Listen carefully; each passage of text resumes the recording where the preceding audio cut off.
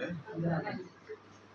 ఈరోజు మనం చదువుకున్నాం రెండవ రాజుల గ్రంథము 14వ అధ్యాయాన్ని చదువుకున్నాము. ఈ యొక్క అధ్యాయాన్ని మరి చదువుతున్నప్పుడు మనకి కనిపించేది ఇజ్రాయేల్ రాజు, యూదా రాజు ఇద్దరిని మనం ఇక్కడ చూస్తున్నాం. నిజంగా ఇజ్రాయేల్ రాజు, యూదా రాజు అనేది మనం ఎక్కడి నుంచి మనం చూస్తున్నామంటే, మొదటిగా మరి ఇజ్రాయేల్ ప్రజలు మాకు రాజు కావాలన్నప్పుడు మరి దేవుడు సౌలుని రాజుగా అభిషేకం చేశాడు. చేసిన తర్వాత మరి సౌలు మరి దేవుడికి అనుకూలంగా మరి లేనప్పుడు మరి వెంటనే మరి దావీదుని అభిషేకం చేయడం అనేది జరిగింది. అది యూదా గోత్రం నుంచి మరి దావీదుని మరి దేవుడు అభిషేకం చేశాడు. తర్వాత రెండుగా మరి దావీదు వెనకాల కొంతమంది ఉన్నారు, సౌలు వెనకాల మరి కొన్ని గోత్రాలు, దావీదు వెనకాల కొన్ని గోత్రాలు. అలా నడిచిన తర్వాత మళ్ళా సౌలు చనిపోయిన తర్వాత తన కుమారుడు వచ్చిన తర్వాత మళ్ళీ అన్ని ఒకటిగా మరి దావీదే మళ్ళీ అందరినీ మరి వెళ్ళడం అనేది జరిగింది. దేవుడు అక్కడ మరి చేసిన నిబంధన ఏంటంటే, మరి దావీదు చేసిన మరి దావీదు ఆచరించిన మరి దేవుని మాటలను బట్టి, ఆయన ఆజ్ఞలను బట్టి, ఆయన కష్టాలను బట్టి దావీదుకి మరి దేవుడు తన స్థిరపరుస్తాను అని చెప్పి, తన సింహాసనం స్థిరపరుస్తానని చెప్పి దేవుడు వాగ్దానం చేశాడు. ఇవన్నీ మనం అనుగ్రహం ఉందని మనం ఎన్ని చదువుకున్నాం. అయితే తన కుమారుడు ద్వారా మరి సొలొమోను ద్వారా మందిరాన్ని కట్టించడానికి కూడా మరి దేవుడు సహాయం చేశాడు. అయితే మందిరం కట్టించేవారికి బాగానే ఉంది, కానీ మందిరం కట్టించిన తర్వాత మళ్ళా ఆయన మరి తప్పిపోవడం, సొలొమోను తప్పిపోవడం, మరి అక్కడి నుంచి తన సేవకుడైన యెరోబోముకి 10 గోత్రాలు మరి ఇంకొక గోత్రం ఇవ్వడం అనేది మనం చూస్తున్నాం. అక్కడి నుంచి మరి ఇజ్రాయేల్ ప్రజలు రెండుగా విడిపోవడం, అంటే యూదా గోత్రం యూదులకు ఒక రాజు, ఇజ్రాయేల్ ప్రజలకు ఒక రాజుగా ఉండడం అనేది మనం చూస్తున్నాం. అక్కడి నుంచి నిజంగా మరి ఎన్ని చదువుకుంటే అవసరం ఈ ఇతర రాజులు కూడా. తర్వాత ఇక్కడ ఏంటో యూదా రాజుకి వచ్చేసరికి దావీదుని జ్ఞాపకం చేసుకొని యూదా రాజు గురించి చెప్తున్నాడు. ప్రతిదీ కూడా మరి ఎప్పుడైతే యూదా రాజు వచ్చాడో ఎక్కడ చూసినా కానీ మరి దావీదుని జ్ఞాపకం చేసుకోవడం అనేది మనం చూస్తున్నాం.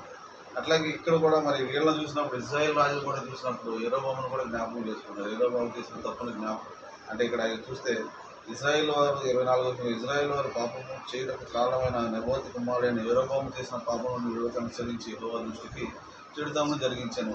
అంటే ఇక్కడ ఈ చెడుతనం ఎక్కడి నుంచి వచ్చిందంటే యెరోబోము చేసే తప్పు యెరోబోము నుంచి వచ్చింది. ఇక్కడ ఏంటో దావీదును చేసిన మంచి పనులను బట్టి, దావీదు నడిచిన నడతను బట్టి మరి దావీదు యూదా రాజుని మరి జ్ఞాపకం చేసుకోవడం అనేది జరిగింది. నిజంగా వీళ్ళిద్దరూ కూడా మరి దేవుని ప్రజలే, మరి ఇద్దరు కూడా మరి 12 గోత్రాల నుంచి వచ్చిన వారే. కానీ ఇద్దరు కూడా మరి మరి 2 రాజ్యాలు కూడా దేవునికి సంబంధించినవి. మరి ఇద్దరిని కూడా మరి ఈ యొక్క అధ్యాయానికి వచ్చేసరికి మరి వీళ్ళకే చిన్న డిస్టర్బెన్స్ రావడం అనేది మరి మనం చూస్తున్నాం. నిజంగా ఇది ఇప్పటి వరకు చుట్టుపక్కల ఉన్న రాజ్యాల మీద దండెత్తం, కానీ ఇప్పుడు వీళ్ళలోనే సఖ్యత లేకపోవడం అనేది నిజంగా దేవుడు ఎంతగా బ్యాలెన్స్ చేస్తున్నాడు. వీళ్ళది అంటే ఈ రాజ్యం ఆ రాజ్యం ఇద్దరు దేవుడికి కావాల్సిన వాళ్ళే. ఈ ఇజ్రాయేల్ ప్రజలను చూస్తే ఏంటో మనం చదువుకున్నాం, అబ్రహామును బట్టి, ఇస్సాకును బట్టి, యాకోబును బట్టి దేవుడు చేసిన నిబంధన మరి ఆయన నిబంధన లక్ష్యం నిలిపి వారిని నాశనం చేయక ఇప్పటికీ వారి సముద్రం మందు వారిని వెళ్ళగొట్టుకు వెళ్ళారు. మరి ఇక్కడ చూసేనేంటో దావీదుని జ్ఞాపకం చేసుకున్నారు. ఇక్కడ చూస్తే అంటే అందరూ కూడా మరి దేవుడికి కావాల్సిన వాళ్ళే. కానీ మరి ఇక్కడికి వచ్చేసరికి మరి వీళ్ళలో మరి డిస్టర్బెన్స్ రావడం అనేది మనం ఇక్కడ చూస్తున్నాం. నిజంగా మరి ప్రభు అంటే ఎంతగా బ్యాలెన్స్ చేస్తారో మనం అనుకుంటాం. చిన్న బాధ వస్తేనే దేవుడు నాకు ఎంత శిక్ష చేస్తాడండి, దేవుడు నన్ను మర్చిపోయాడా, నా ప్రార్థన ఎందుకు లేదా అంటే చిన్నదానికే మనం అంత అనుకుంటాం. నిజంగా ప్రజలు చేసేదానికి మరి దేవుడు ఏమంటారు, అందరూ కూడా దేవుని ప్రజలై ఉంది మరి అందరినీ కూడా ఎంతగా బ్యాలెన్స్ చేస్తూ, అంటే అడిగితే క్షమిస్తున్నారు, మళ్ళా పాపంగా పడిపోతున్నారు, మళ్ళా అడిగినప్పుడు మళ్ళా దేవుడి దృష్టి వారి మీదకి వచ్చినప్పుడు మళ్ళా రాజును మరి అభిషేకించడం, వాళ్ళని కాపాడుతాం. ఇవన్నీ కూడా ఒక ప్రాసెస్ లాగానే జరిగిపోతుంది. కానీ ఈ ప్రాసెస్కి ఎక్కడ బ్రేక్ అనేది ఇప్పుడు కనపడలేదు. మనం ఇజ్రాయేల్ ప్రజలు అక్కడి నుంచి తీసుకొచ్చినప్పటి నుంచి కూడా మరి బ్రేక్ అనేది ఎక్కడా కనపడలేదు. కానీ ఇక్కడ మరి చూసినప్పుడు నిజంగానే అనిపించింది, దేవుడిని ఎంతగా ప్రజలు బాధపడుతున్నాము, ఎంతగా దేవుడిని అంటే అసలు ఎంతగా దేవుడు మనుషుల పట్ల అసలు ఎంత ప్రేమ కలిగి ఉండకపోతే అనేది ఈ యొక్క అధ్యాయం చదువులో అర్థమైంది. ఎందుకంటే ఇద్దరిని బ్యాలెన్స్ చేసుకోవాలి. ఇద్దరు దేవుని ప్రజలే, ఇద్దరు యోధా ప్రజలు దేవుని ప్రజలే. ఇది చూస్తే ఇజ్రాయెల్ ప్రజలు దేవుని ప్రజలు, ఇద్దరు కూడా మరి వీళ్ళిద్దరు కూడా ఇక్కడ చూస్తే ఇక్కడ ఈయన ఇజ్రాయెల్ రాజు యెహోయాహాజు కుమారుడైన యెహోవా యాషు ఏలుబడిలో 2 సంవత్సరాల ముందు యోధా రాజును యోవాషు కుమారుడైన అమజ్యా రాజు అయ్యారు. ఈయన ఏం చేశాడంటే ఉన్నత స్థలాలను పడగొట్టకుండా దావీదు తన పితరుడైన దావీదు చేసినట్లు చేయకపోయినను యెహోవా దృష్టికి నీతి గలవాడే తండ్రి అయిన యెహోవా చేసి ప్రకారం చేశాను కాబట్టి యెహోవా ప్రకారం చేశాను. ఈయన బాగానే మరి దేవుని దృష్టికి నీతి గలవాడుగానే ఉన్నాడు, కానీ అంటే దావీదులాగా చేయలేదు, కానీ నీతిగా ఉన్నాడని మనం చూస్తున్నాం. తర్వాతకు వచ్చేసరికి ఈయన ఎక్కడైతే యుద్ధం చేశాడో, యుద్ధం చేసినప్పుడు మరి అతనిలోకి ఏమొచ్చింది అంటే గర్వం వచ్చినట్లుగా మనం చూస్తున్నాం. ఆ గర్వం ఎందుకు వచ్చింది, ఎందుకు గర్వించాడు అక్కడ అంటే దేవుని మామూలుగా యుద్ధం చేసిన తర్వాత దేవుని స్థుతించి దేవునికి లోపడటం అనేది దావీదు చేసిన పని. ఎక్కడికక్కడే దేవుని స్థుతించాడు, కానీ ఈయన ఎందుకు గర్వించాడు అనేది మనం చూస్తే ఒకసారి దినవృత్తాంతాల గ్రంథము 25వ అధ్యాయంలో ఒకే మాట చూద్దామండి. 14వ వచనంలో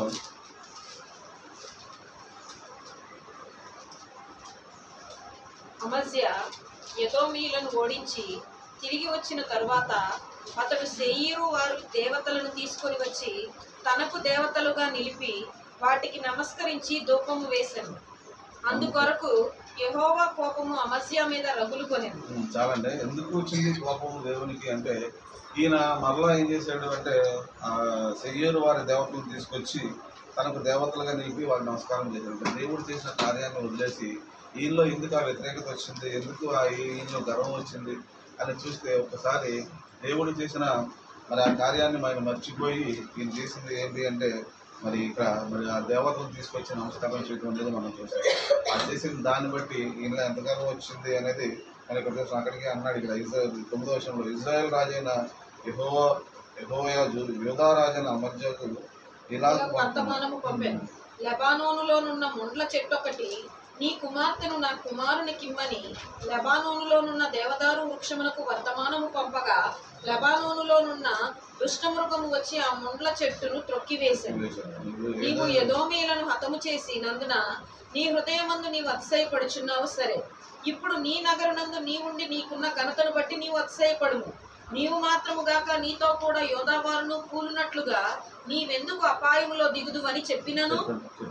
అమజ్యా విననొల్లనందున ఇజ్రాయేలు రాజైన యెహోయాషు బయలుదేరి యూదా సంబంధమైన బెత్షెమెషు పట్టణము దగ్గర తానును యూదా రాజైన అమజ్యాయు కలిసి కొనగా యోధావారు ఇజ్రాయేలు వారి ఎదుట నిలువలేక అపజయం ఉంది అందరూ తమ తమ గుడారములకు పారిపోయారు. చూస్తే మరి ఎందుకు ఇక్కడ ఏంటో జయం వచ్చింది, ఇక్కడికి వచ్చేసరికి ఎందుకు ఈయన పారిపోవాల్సిన పరిస్థితి వచ్చిందంటే ఎప్పుడైతే దేవుడిని అనుసరించడం మానేసి ఎప్పుడైతే ఆ విగ్రహాన్ని తీసుకొచ్చి మరలా దాని వైపు తిరిగి నమస్కారం చేశాడో అక్కడికి వచ్చేసరికి దేవుని కోపం రగులుకుంది.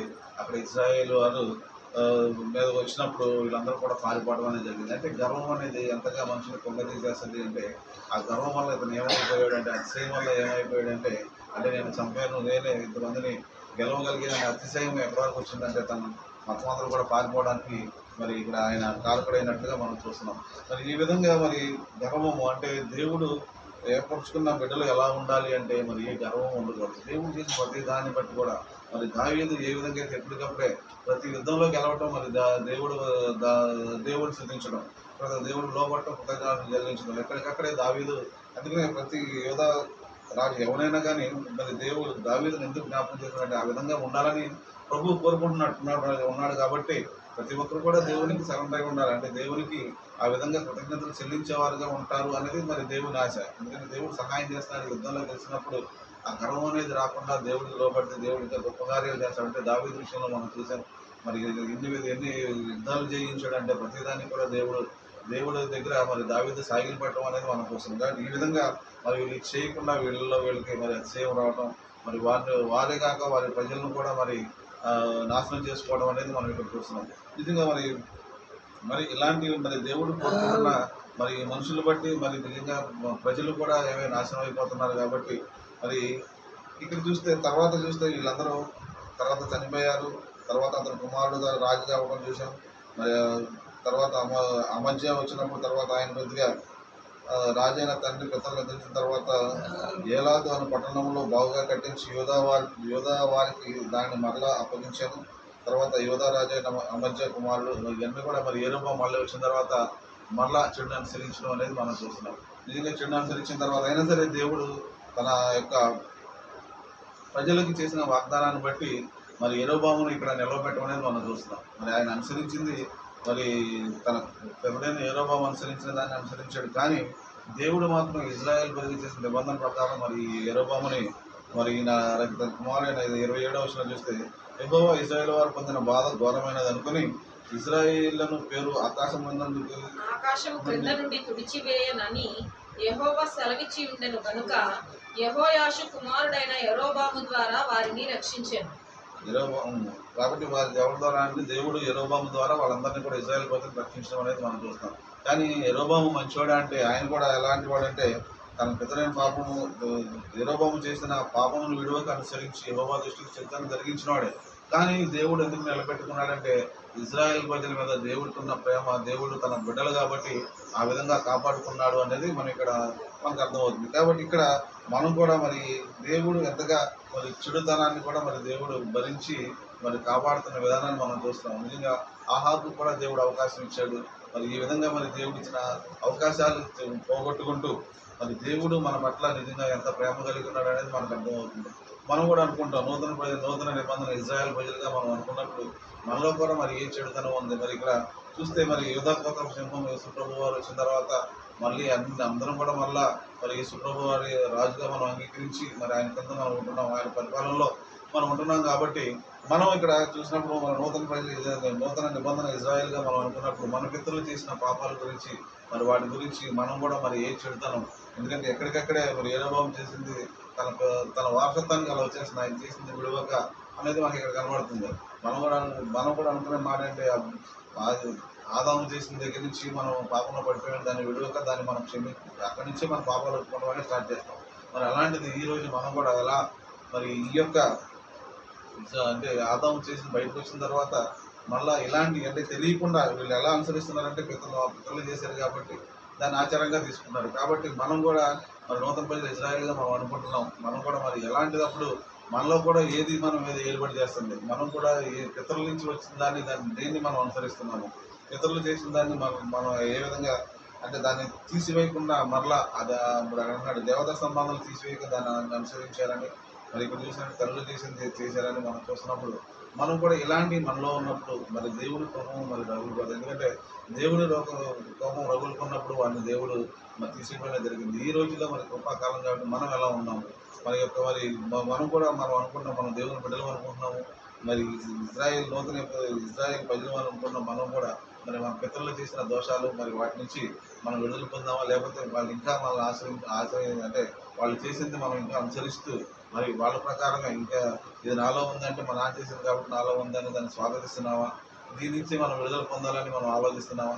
ఇవన్నీ కూడా ఎందుకంటే ఇవన్నీ చేయకపోతే ఇంకా పితరులకి మనలో ఉంటే మరి ఈ విధంగా దేవుడు కాపాడటానికి సిద్ధంగానే ఉన్నాడు. కానీ ఎందుకంటే ఆయన చేసిన నిబంధన నేను ఎవరిని కూడా మరి ఇజ్రాయెల్ ప్రజలు నేను ఎవరిని కూడా నాశనం చేయను దేవుడు చేసిన వాగ్దానం మరి మనకు కూడా ఆ వాగ్దానం ఉంటుంది. కాబట్టి మనం ఎలా ఉన్నాము, ఎందుకంటే ఆ వాగ్దానాన్ని మనం స్వతంత్రించుకుంటే మనం చాలా జాగ్రత్తగా ఉంటాం. ఎందుకంటే దేవుడు ఇచ్చిన వాగ్దానం ప్రతిదీ కూడా మరి సంవత్సరంలో చూసిన వాగ్దానం ఎంత జాగ్రత్తగా ఉంటాం. బైబిల్లో అనేక వాగ్దానాలు మన కొరకే ఉన్నాయి. కాబట్టి ఇది కూడా మరి ఇజ్రాయెల్ ప్రజలు అనుకున్నాం మనం మరి ఇది కూడా మనకి ఇచ్చిన దేవుడు ఇచ్చిన వాగ్దానమే. కాబట్టి మనం ఎలా ఉన్నాం, ఎందుకంటే ఆయన కృషిపోయిన అంటున్నాడు.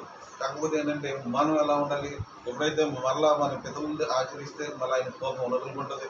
మరి అలాంటి కోపాన్ని మరి దేవుడికి అలాంటి కోపం రగులుకోకుండా ఉండాలంటే మన జీవితాలు ఎలా ఉండాలి, మనం ఎవరికి మరి యేసుక్రీస్తు వారి లోకానికి వచ్చి మనకు మాదిరిగా మరి ఉంచి చూపించారు. మరి అలాంటి మాదిరి మనం తీసుకొని మరి ఆ విధంగా మన జీవితాలు కూడా మనం మలుచుకునే వారంగా ఉండాలని మరి ఇక్కడ తెలియజేసి, ఎందుకంటే ఇది అనాదిగా మరి ఇక్కడ ఇదంతా దేవుని అందరూ దేవుని బిడ్డలు ఎవరు కాదని ఈ లోకానికి యేసు ప్రభు వచ్చారంటే అందరి కోసం వచ్చారు. ఒక ఇజ్రాయెల్ ప్రజలు కొరకే కాదు కానీ మొత్తం ప్రపంచమంతా కూడా ఆయన దేవుడు అనేది మనకు తెలుసు. కాకపోతే అన్నిలు మరి అంగీకరించిన కానీ మనం అయితే అనుకుంటామంటే ఒకే ఒక దేవుడు, అందరికీ ఒకే ఒక దేవుడు అని మనం అనుకున్నప్పుడు మరి మనం అనుకున్న మన వరకు మనం తీసుకున్న మనం ఎంతవరకు ఏ విధంగా ఉన్నాం అనేది మనం ఒకసారి ఆలోచించుకోవాల్సిన పరిస్థితి చాలా ఉంది. ఎందుకంటే ప్రభు నిజంగానే ఆయన హద్దులు లేని ప్రేమ అనేది మనకి ఇక్కడ అర్థమవుతుంది. నిజంగా ఎందుకంటే ఇంతమందిని ఆయన కాపాడుతునే కాక మరి ఆయన ఈరోజు మరి ఈ లోకంలోకి వచ్చి మరి మన కొరకు మరి ఆయన జీవించడమే కాక అంటే ఆయన మాదిరిగా, ఎందుకంటే దేవుడు అనేది పక్కన పెడితే ఆయన మానవ రూపానికి ఎందుకు వచ్చారంటే ఆయన చూసి ఒక మానవుడు ఏ విధంగా జీవించాడు అనేది మనం కూడా గ్రహించాలనేది మరి దేవుడు ఈ లోకానికి వచ్చారు. మన కొరకే మరి ఆయన చనిపోయాడంటే మరి అది దేవుడు చేసిన గొప్ప ప్రేమను మనం గుర్తిరగకపోతే మనం కూడా ఈ విధంగానే ఉంటాం. ఎందుకంటే ఇతరులు చేసేదే చేస్తాం, కానీ దేవుడు ఎన్నిసార్లు చనిపోయినా, ఎన్నిసార్లు పుట్టినా, ఎన్నిసార్లు చనిపోయినా ఇతరులు మనలో ఉన్న దానిలో నుంచి మనం కనుక బయటకు తీసుకోకపోతే మనం మరి దానిలో నుంచి బయటకు రాము. నిజమైన క్రైస్తవులుగా, నిజమైన దేవుని బిడ్డలుగా మనం ఉండాలి అంటే మరి తప్పకుండా మన జీవితాలు మనం మార్చుకోవాల్సిన అవసరం ఉంది. మరి వీళ్ళందరూ కూడా మనం ముందు నుంచి చూస్తాం, రాజులందరూ నుంచి చూస్తున్నాం. ప్రతి ఒక్కరు కూడా మరి దేవుడు సహాయం చేస్తూనే ఉన్నాడు, కానీ ఒకరికొకరు మరి చెడును అనుసరిస్తున్నారు. మరి నిజంగా దేవుడు అసలు అనేక మంది బయలుపాపుని మరి ఏలియా ద్వారా చంపించాడు. మరి తర్వాత చూస్తే ఆహాబు యెజబెల్ దగ్గరికి వచ్చినప్పుడు మరి యెజబెల్ని చంపిన తర్వాత మరి ఆ యొక్క బయలు అక్కడికి వెళ్ళి మళ్ళీ బళ్ళు అనిపించినప్పుడు అనేక మందిని అక్కడ ఆ బయలు దేవత ఉన్న స్తంభం దగ్గరికి వెళ్ళినప్పుడు అనేక మందిని అక్కడ చంపించి అది ఒక పెంటగా చేశానని కూడా దేవుడు చెప్పాడు. అంటే ఇంతమందిని దేవుడు అంటే చంపేస్తున్నా కానీ ప్రజలు దేవుని వైపు తిరగలేకపోతున్నారు అంటే నిజంగా వాళ్ళ హృదయం మరి బయలు వైపు అంటే లోకం వైపు ఎంతగా ఉంది అనేది మనకి ఇక్కడ అర్థమవుతుంది. అందుకనే దేవుడు అంటాడు, నేను ఈ లోక సంబంధమైన కాదు కానీ ఇహలోక సంబంధమైన అని. ఎక్కడండి యోహాను సువార్త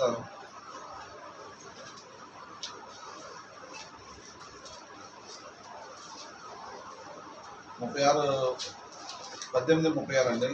యేసు, నా రాజ్యము ఈ లోక సంబంధమైనది కాదు, నా రాజ్యము ఈ లోక సంబంధమైనదే. నేను యూదులకు అప్పగించబడుతున్నట్టు నా సేవకులు పోరాడతారు, కానీ నా రాజ్యము ఇకలోక సంబంధమైనది కాదనను. కాబట్టి దేవుణ్ణి అంటే ఈ లోకంలో మనం వచ్చామంటే యాత్రలుగా వచ్చాం, కానీ దేవుణ్ణి తెలుసుకున్నప్పుడు మనం ఆలోచించాల్సింది ఏంటంటే పైవాటి గురించి ఆలోచించాలి.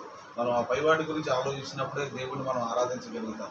ఈ లోకంలో ఉన్న దేని గురించి ఆలోచించినా కానీ మరి ఈ లోకంలో ఉన్నవాడు మరి ఎవరు అంటే ఈ లోకంలో ఉన్న అధికారి ఎవరు అనేది మనందరికీ తెలుసు, కానీ పైలోకంలో ఉన్న అధికారిని మనం ఎప్పుడైతే ఆరాధించగలుగుతామో నా రాజ్యము ఇకలోక సంబంధమైనది కాదు, కాబట్టి ఈ లోక సంబంధమైనది కాదు, కాబట్టి మన రాజ్యం పరలోకం ఉంది. కాబట్టి ఆయన దేవుడు చేసే ప్రతిదీ కూడా మనం ఆయనతో పాటు కలిసి ఉండాలని, మనకు నిత్య జీవం ఇవ్వాలని ప్రభు కోరుకుంటున్నారు. కాబట్టి ఆ నిత్య జీవం మనం పొందాలి అంటే ఈ లోక మర్యాదలన్నీ కూడా మనలో నుంచి తీసివేసేయాలి. ఎందుకంటే అంటాడు ఈ లోక మర్యాదలన్నింటినీ మరి రోమపత్రిక మరి 12వ అధ్యాయం 1-2 వచనాల్లో చూసినప్పుడు, కాబట్టి సహోదరులారా, పరిశుద్ధమును దేవునికి అనుకూలమును అయిన సజీవ యాగముగా మీ శరీరములను ఆయనకు సమర్పించుకునుడని దేవుని వాత్సల్యమును బట్టి మిమ్మల్ని బతిమాలు కొనుచున్నాను. ఇట్టి సేవ మీకు యుక్తమైనది. మీరు ఈ లోక మర్యాదను అనుసరింపక ఉత్తమమును అనుకూలమును సంపూర్ణమునై ఉన్న దేవుని చిత్తమేదో పరీక్షించి తెలుసుకొనున్నట్లు మీ మనస్సు మారి నూతన మగుట వలన రూపాంతరము పొందుడి. కాబట్టి ఇక్కడ మనం చెప్తున్నారు, మనం ఎలా ఉండాలంటే దేవునికి అనుకూలమైన సజీవ యాగంగా మన శరీరాలను సమర్పించుకొని మన శరీరాలను దేవునికి అర్పించి ఆయన చిత్తాన్ని బట్టి మనం